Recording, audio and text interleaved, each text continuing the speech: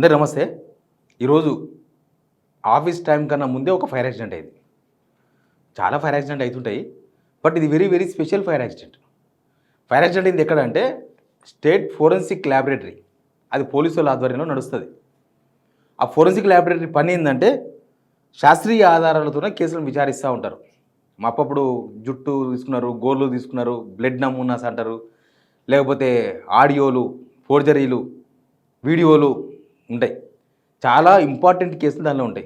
అయితే ఈ fire accident అయిన రూమ్ కూడా చాలా ఇంపార్టెంట్ డాక్యుమెంట్లు, హార్డ్ డిస్కులు, కంప్యూటర్ హార్డ్ డిస్కులు, చాలా ఇంపార్టెంట్ ఫైల్స్ ఉన్న దగ్గర అయింది.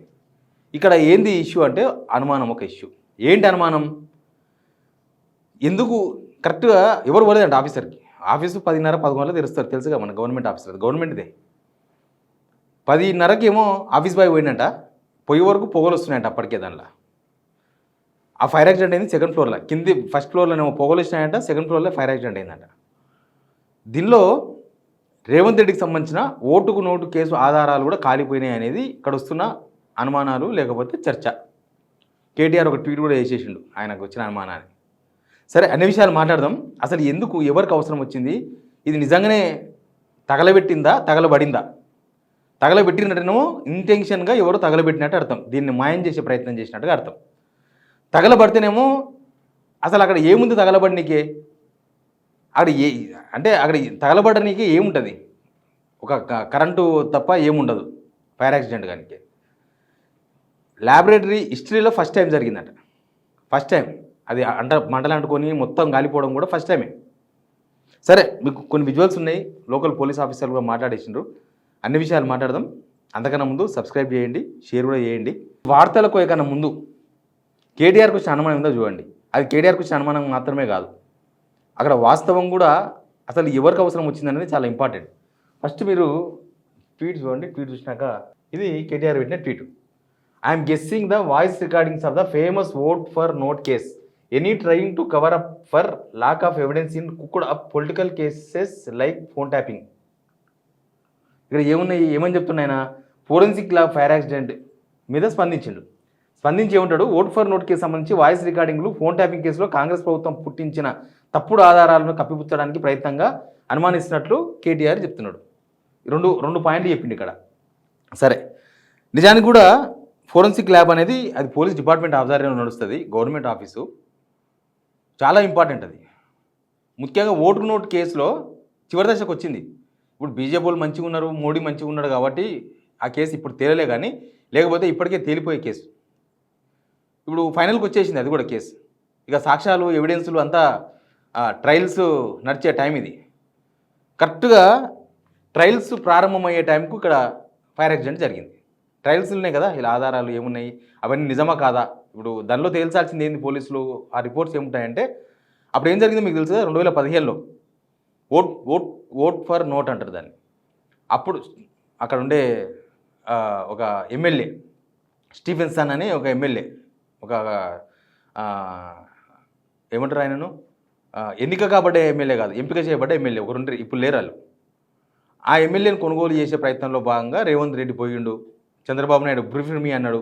ఆడియో, అక్కడ వీడియోలు, అవి వాస్తవమా కాదా అనేది వీళ్ళు ఈ ఫోరెన్సిక్ ల్యాబ్ వాళ్ళు పరీక్ష చేసి నిజంగానే చంద్రబాబు నాయుడు మాట్లాడిండా, అక్కడ పోయింది ఒరిజినల్ రేవంత్ రెడ్డి అయినా లేకపోతే డూప్లికేట్ రేవంత్ రెడ్డియా, అక్కడ డబ్బులు ఇచ్చిర్రు 50 lakhs రూపీస్, ఆ 50 lakhs రూపీస్ సిచ్యువేషన్ ఏంది, అక్కడ వాతావరణం ఏంది, ఆ వీడియోలు ఒరిజినలా కాదా, అక్కడ మాట్లాడిన వీడియోలు, ఆడియోలు ఒరిజినలా కాదా తేల్చి చెప్పే ల్యాబొరేటరీ అది.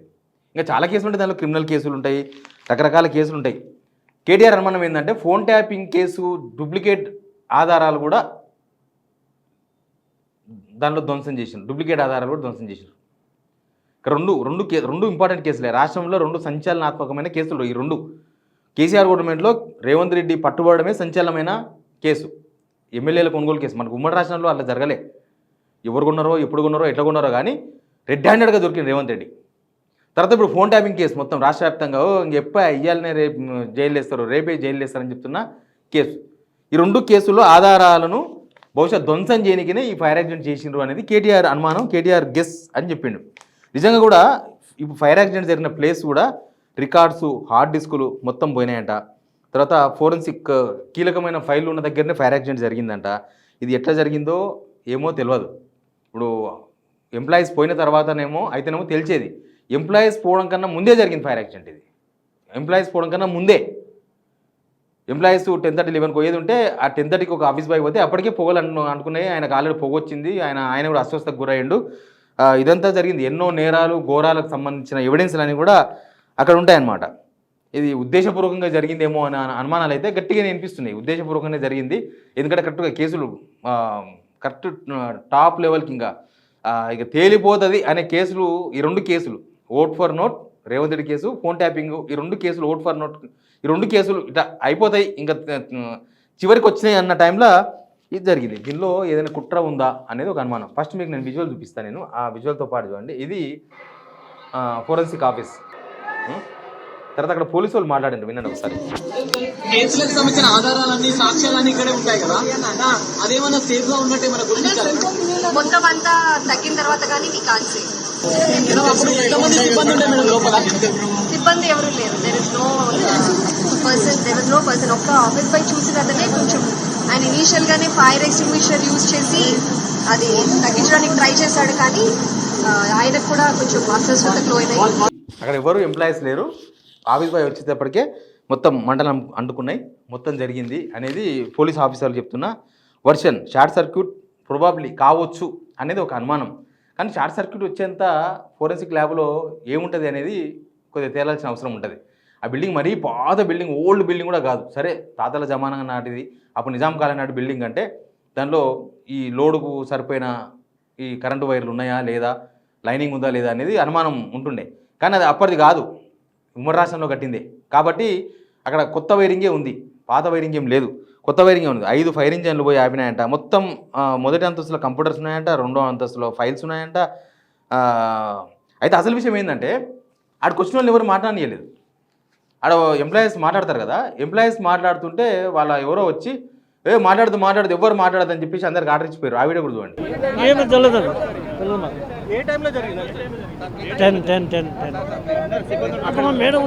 ఈ ఆఫీస్ ఏముంటుంది తెలుసా?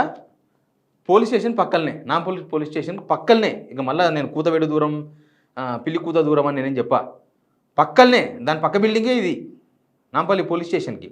కానీ ఎవరికి కనబడలేదు, ఎవరు చూడలేదు. అంత అంటకపోయి పొగలు వస్తే కూడా ఎవరు చేయలేదు. దీనిలో ఎవరి హస్తం ఉంది అనేది ఇప్పుడు ప్రధానమైన అనుమానం. ఓట్ ఫర్ నోట్ కేసు తప్పించుకోవడంలో ప్రయత్నంలో భాగంగా ఇది చేసినరా. సరే ఈరోజు మోడీ మంచిగా ఉన్నాడు, ఈరోజు తప్పించుకుంటారేమో, కానీ ఆ కేసు అయితే కొట్టేయారు కదా. మోడీ ఎంత మంచిగా ఉన్నా సుప్రీంకోర్టులో కేసు అయితే కొట్టేయరు. ఎందుకంటే అది ఎవిడెన్సెస్, దానికి సంబంధించిన రిపోర్ట్స్ అవన్నీ కూడా ఎవిడెన్సెస్ ఉన్నాయి. దానికి సంబంధించిన రిపోర్ట్స్ అంతా కూడా వీళ్ళు సబ్మిట్ చేయాలి, పోలీసు వాళ్ళు ఇన్వెస్టిగేషన్ చేసి. ఫస్ట్ నుంచి కూడా అనుమానాలు ఉన్నాయి. ఈ ఓట్ ఫర్ నోట్ కేసులో, రేవంత్ రెడ్డి కేసులో ముఖ్యమంత్రి అయిన తర్వాత ఈయన తప్పుదో పట్టిస్తాడు, ఇన్వెస్టిగేషన్ సరిగ్గా జరగదు. ఏసీబీ కేసు కదా అది, సరిగ్గా జరగదు. అసలు ఈ కేసును వేరే ఎక్కడనో, ఏ మధ్యప్రదేశ్కో, ఏ ఇండోర్కో, ఏ భూపాల్కో ఎక్కడనో తరలించమని బీఆర్ఎస్ వాళ్ళు సుప్రీంకోర్టుకు పోయినారు. పోతే సుప్రీంకోర్టు 2-3 సార్లు విచారణ జరిపి ఏసీబీలకు సూచన ఇచ్చిందో, వార్నింగ్ ఇచ్చిందో, మీరు ఇక్కడ పక్షపాతం వహించకుండా రిపోర్ట్ చేయాలి.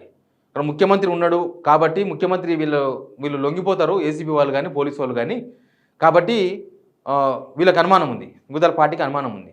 కానీ మీరు పక్షపాతం లేకుండా చేస్తారని ఆశిస్తూ మేము అక్కడనే కేసును విచారించాలని కోరుతున్నాం. దీన్ని వేరే రాష్ట్రానికి మేమేం పంపం, బట్ మీరు మాత్రం నిష్పక్షపాతంగా చేయాలని ఏసీబీ వాళ్ళకు, పోలీసు వాళ్ళకు అప్పుడు సుప్రీంకోర్టు ఆదేశాలు జారీ చేసింది.